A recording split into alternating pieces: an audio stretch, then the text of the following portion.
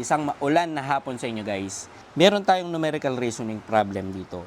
So meron tayong 5, 12, 19 at ito yung nawawala, yung gitna ng 33 at 19. Sa ganitong problem, pwede tayong mag-umpisa dito sa right side.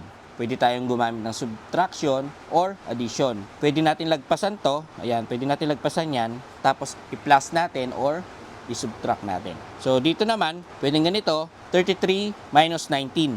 33 minus 19 equals, solve, 14. 19 minus 12 equals, ang galing ng iPad no? 7. So 12 minus 5 is 7. So kada number, kada jump niya, nag-a-add siya ng 7. Ito, pagka-jump niya, 7. So dito, ang magiging sagot natin, pagka-jump niya, is 7. Kasi dito, at dito, nag-jump siya dito, 14. So, 7. So, 33 minus 7, 26. So, ang tamang sagot dito is 26.